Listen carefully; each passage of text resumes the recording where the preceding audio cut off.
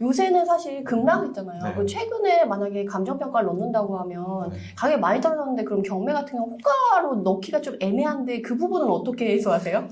질문이 되게 핵심적인 것들만 잘 말씀해 주시는데. 안녕하세요. 안녕하세요. 안녕하세요. 네. 네.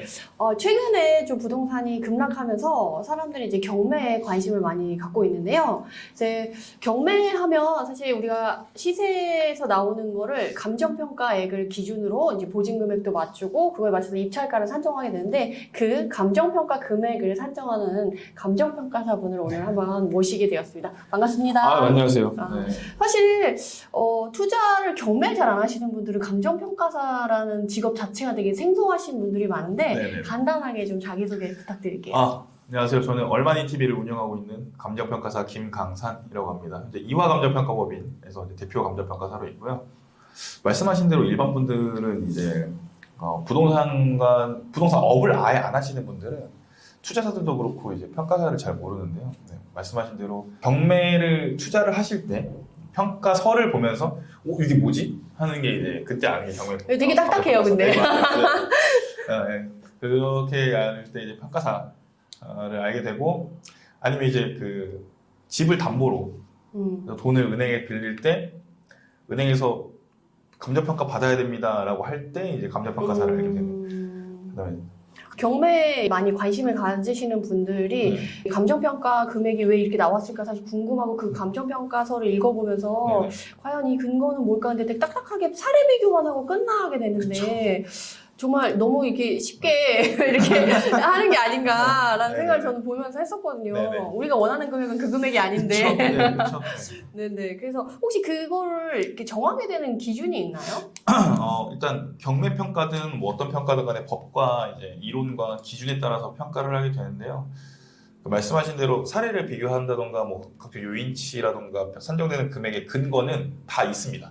내부적으로 있는데 그거를 평가서에 다 쓰지 않는 걸 뿐이고요. 결과치만 그러면 제가 사실 감정평가사분이랑 투자자랑 좀 비슷하다고 생각을 들었거든요. 왜냐하면 부동산의 가치를 평가하는 거잖아요. 네, 맞습니다. 그러면 사실 제가 가장 많이 받는 질문 중에 제가 가치가 있는지 없는지 기준을 딱 정해서 몇 가지 딱 알려주라. 그럼 그게 기준이 맞는지 안 맞는지 OX를 봐서 네네. 그게 맞으면 내가 사고 아니면 안 사고 싶다라는 기준을 갖고 싶어 하는데 사실 네네. 저는 그 지역이랑 그 물건 그리고 시기에 따라 딱 맞는 기준은 없다라고 말씀드리는데 혹시 감정평가사분은 그 공적으로 하는 일에 있어서는 그런 기준이 딱 정해져 있나요? 그럼요. 저희는 다 기준이 있고 사실 이게 이론적으로 말하는 이제 부동산의 가치 형성 요인들은 일률적으로 말할 수는 없는데 보통 큰 카테고리로는 있습니다.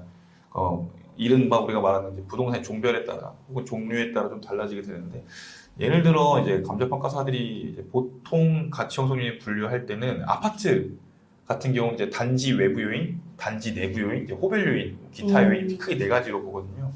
외부 요인이라는 듣는 순간 이제 딱 드는 느낌이 다 그 느낌이 맞습니다. 예를 들어서 도심지와의 접근성, 뭐 학군, 상가와의 접근성, 뭐 교통, 뭐 이런 것들 단지 외부에 있는 것들이고 단지 내부 요인은 이제 사용 승인일, 단지 수, 뭐 브랜드 이런 거 보게 되고 호별 요인 대표적으로 층별 효용, 1층이랑 10층이랑 다르잖아요. 향별 효용 뭐 이런 것도 보게 되고 크게 이렇게 카테고리화를 시켜서 보게 되고 시장이랑 대상물 특성에 따라 조금 바뀌긴 합니다. 그러면 그렇게 요인이 있으면 그 요인에 따라 점수가 딱딱딱 이렇게 정해지는 건가요? 얘 10점 만점에 뭐 10점 뭐 이렇게? 큰 틀로 보면 그렇게 돼요. 큰 틀로 보면. 아, 그래요? 근데 이제 그 전에 해야 될 게 사례가 쉽게 말하면 내가 보는 부동산이랑 가장 비슷한 애를 선정을 해야 됩니다. 이건 물리적으로 비슷한 게 아니라 시장 상황에 따라서 목적에 따라서 가장 비슷한 사례. 그래서 그걸로 비교를 하게 되는 거죠. 근데 여기서부터 다 사실 평가사의 판단과 재량이라서 일률적으로 말씀드리기 좀 쉽지 않아요.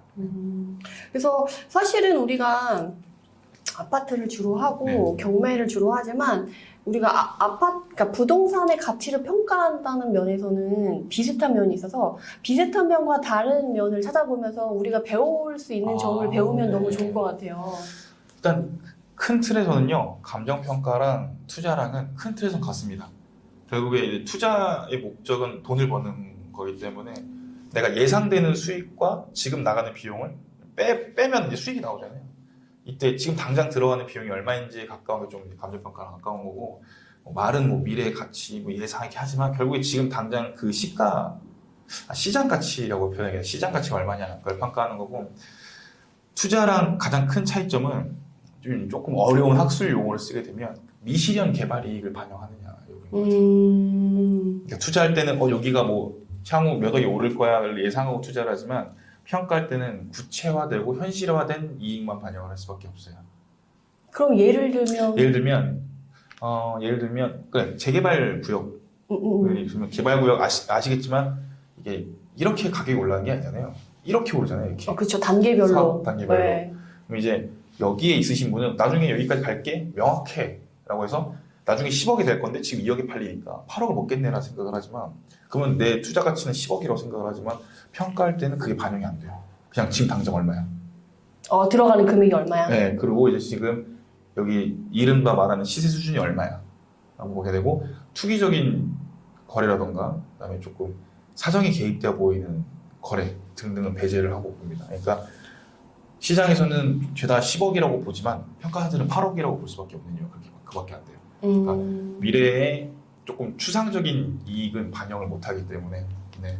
그래서 학문적인 용어로 주관적 효용이라는 표현을 쓰게 되는데 투자를 하실 때는 본인의 판단과 시장의 향후 예측 가능한 모든 현금 흐름을 본다고 치면 평가를 할 때는 기준 시점 당시 시장의 구체화된 이익만을 고려를 한다. 그럼 조금 더 가격이 보수적인 거네요? 그렇죠. 정확합니다. 그래서 가격이 보수적입니다. 네. 그러면 감정평가사분이 경매에서 감정한 금액은 약간 보수적인 가격으로 보고 그렇게들 많이 생각하시는데 경매는 그렇지 않아요. 왜냐하면 감정평가액은 우리가 말하는 시장 가치는 목적에 따라 가격이 달라집니다. 그러니까 같은 물건이라 해도 목적에 따라서 감정평가를 왜 하지에 따라서 가격이 달라져요. 저도 그 얘기는 들었던 것 같아요. 네, 왜냐면 경매하는데 감정평가 가격이 낮게 나오면 낙찰을 했을 때 그걸 분리해야 되는 금액이 적어지니까 경매에서는 감정평가 자체를 되게 후하게 한다는 얘기 들었거든요. 네. 목적이 조금 더 어려운 용어 쓰면 채권 채무 관계 해소잖아요. 그러니까 돈 빌려준 사람은 빌려준 돈 다 받아가고 채무자는 그래도 여기서 남은 금액 가져가고 이런 거기 때문에 그리고 저 현실적으로 말씀드리면 경매 평가하는 이유가 돈을 못 갚아서 경매 평가를 하게 되는데 그렇죠. 그러면 이제 가처분이 걸리고 어려운 용어들 그냥 빼고 이른바 소유권 행사에 제한이 걸리게 됩니다. 그러니까 내가 할 수가 없어요. 처분 행위를 할 수 없기 때문에 법원에서 대신 팔아주는 거거든요. 그렇죠. 그러면 근데 법원 대신 팔아주는데 얼마인지 모르니까 평가사한테 의뢰를 하게 되는 상황입니다. 그리고 쉽게 얘기하면 법원이 약간 중개사 역할을 해주는 거예요. 비슷하다고 보시면 됩니다. 그러니까 법원이라는 공간에 모여서 빵 뿌리는 거잖아요. 사가세요 하는 건데 최초 호가 있죠. 그걸 설정을 해야 되니까 그걸 최저 입찰 가격이라는 표현을 쓰게 되는데 평가사들이 하는 건 최초 호가를 설정한다 이렇게 생각하시면 돼요. 그래서 살짝 호가적인 느낌이 있습니다. 그래서 경매에서는 약간 감정평가 금액이 호가다. 살짝 그 느낌이 더 강하죠. 시세보다 높아요 확실히.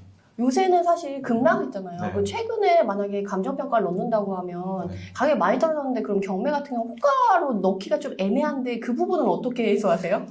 질문이 되게 핵심적인 것들만 잘 말씀해 주시는데 그 방금 전에 말씀드렸던 미실현 개발이익을 반대로 말하면 미실현 개발 손실도 반영하지 않습니다. 그러니까 이게 시세가 100원이었다가 80원이 딱 됐다 해서 앞으로 더 시세가 떨어질 바로 거야. 다 떨어질 거라 해서 더 떨어진 게 평가를 못해요. 떨어졌기 때문에 더 떨어질 거야를 생각해 못하고 그리고 심지어 저희는 볼 때 100원짜리가 80원이 됐다 해서 80원을 평가를 하지 않아요. 아니 뭐 시세가 100원인데 한두 개 80원이 됐다 해서 바로 80원이냐 요 논리거든요. 시세라는 그러니까 그래프로 따지면 시장은 이렇게 움직이는데 저희는 이렇게 움직이는 거죠. 이렇게 좀 더 느리게. 좀 더 느리게. 네, 그렇게 보이죠. 그러면은 최근에 이제 경매를 입찰하려고 하는 사람들 중에 2020 타경 말고 2023 타경으로 준비를 하시는 분들은 특히 2022 타경도 그렇겠다. 급락을 했으니까 2022 타경이랑 2023 타경의 그 사건 번호를 갖고 준비를 하시는 분들은 하락하는 부분이 반영이 안 됐을 수 있겠다. 그렇죠. 이게 저희가 뭐 이렇게 할 수 있는 부분이 아니라 법에 그렇게 돼 있어요. 법에 돼 있고 심지어 저희가 보는 사례 중에는 경매 실무에도 나와 있어요.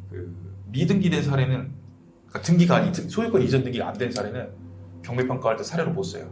근데 소유권 이전 등기 하려면 보통 3-4달 걸리잖아요 최소. 네네. 그럼 저희가 보는 사례는 적용할 수밖에 없는 사례는 최소 3-4달 이전의 거래 사례를 적용할 수밖에 없어요. 그럼 괴리가 굉장히 커지죠. 그러니까 안정기에는 어느 정도 되게 이제 다 오케이가 되는 가격인데 이렇게 급등하거나 급락하는 시기에는 조금 시차가 있을 수 있다 이렇게 보시면 돼요. 그래서 제가 말씀드리고 싶은 건 사실 경매 감정평가액은 시장 가치지 시가가 아니거든요. 법에 의한 시장 가치일 뿐이지 시가가 아닙니다. 경매 평가액은. 그래서 그러면 괴리가 있을 수밖에 없다. 그 절대 금액이 아니에요. 그래서 사실 이거를 이제 오해하면 이제 뭐 흔히 말하는 경매 감정평가액 믿지 말아라라는 표현이 거기서 나온다고 생각해요. 그러니까 법에서 말하는 평가와 실제 시장과의 괴리가 크고 이거를 평가사가 사실 중간에서 이렇게 중재를 해주는데도 불구하고 이런 시기에서는 어쩔 수가 없어요. 사실 저도 경매 투자를 하는 사람으로서 사실 경매 감정평가액은 그냥 정말 최저 입찰 금액 용도로만 쓰지 네네네. 그거를 사실 시장의 가치로 보지는 않거든요. 시세 조사를 다시 그쵸, 다시 하는데 해야죠. 그 이유의 근거를 알게 됐으니까 시장에 따라서 하락장일 때는 호가가 붙어 있을 확률이 높고 상승장에서는 오히려 호가가 덜 반영될 수 있겠다 그쵸. 정도로는 생각을 해볼 수가 있겠네요. 상승장에서는 어떤 현상이 있었냐면 제가 썰을 하나 풀어드릴게요. 20년 하반기부터 해가지고 경매 평가할 때 사실 조회가 많이 들어갔어요. 왜냐면 특히 아파트 같은 경우가 대표적인 게 파주 김포 이 라인 급등했을 때 이 라인이 예를 들어서 5억이었는데 현장 가보니까 7억이에요. 한두 달 사이에 1력이 올랐어요. 이거 반영할 수가 없어요. 등기도 안 됐고 투기적인 거래일 수도 있고 아니 지금까지 5억이었다 갑자기 몇 개가 팍 떴단 말이에요. 이걸 다 반영할 수가 없었단 말이에요. 그때 근데 김포 그때 파주 그때 급등했을 때는 풍선 효과로 일주일 만에 엄청 올랐어요. 2억씩 막 떴을 때인데 그게 하루만에 막 10건씩 계약이 그러니까요. 되고 막 이럴 때 저희도 알아요. 그게 이거 반영이 안 됐단 말이에요. 현실적으로 반영을 해야 되는데 할 수 없어요. 법에 쫓겨요. 이거 왜냐면 등기가 안 되면 거래가 완료된 게 아니잖아요. 거래도 완료된지 모르고. 그리고 이게 투기적인 것일 수 있고 사정 대입일 수 있고 지금까지는 5억이었으니까 그러면 한두 개 됐다 해서 이게 바로 그게 되냐. 그러면 그런 물건 같은 경우는 최저 입찰가 자체가 낮으니까 엄청났죠 그렇게. 입찰 경쟁률만 낮으면 그때 뉴스 막 나왔 26, 잘 생각해보면 20년 말부터 22년 초까지 한 1년 반 동안 낙찰가율이 엄청 올라갔어요. 그렇죠. 네. 그래서 그때부터 몇십 프로가? 감정평가액을 믿지 말아라 했는데 저희는 같은 기준에 하고 있는데 지금은 또 반대로 감정평가액을 믿지 말아라 이러고 있으니까. 너무 높게 돼 네, 있다. 그래서 이걸 평가사 감정평가액의 이제 성질을 좀 아시면 투자하실 때 좀 어떻게 보면 기준점을 잡을 수도 있고. 그렇죠. 그래서 안정기에는 감정평가액이 거의 시장상은 거의 100%까지는 모르겠지만 상당 부분 반영하고 있는데 이런 이제 시장이 엄청 급락급등하는 시기에서는 100% 반영한다고 보죠. 오히려 약간 시기에 따라서 이제 안전한 기준으로 그쵸. 보면 저희 투자자는 가격을 되게 다각화해서 봐야 되거든요. 네. 실거래가, 호가, 최저가, 그 외 거래 이렇게 해서 되게 다각화해서 보는데 그런 것 중에 하나로 이렇게 경매를 할 때는 감정평가액을 그런 식으로 활용을 해봐도 되게 좋겠다라는 그쵸. 생각이 네네. 드네요. 그럼 영상을 이만 마치도록 하고요. 해당 영상이 도움이 되셨다면 구독, 좋아요로 응원 부탁드립니다. 감사합니다.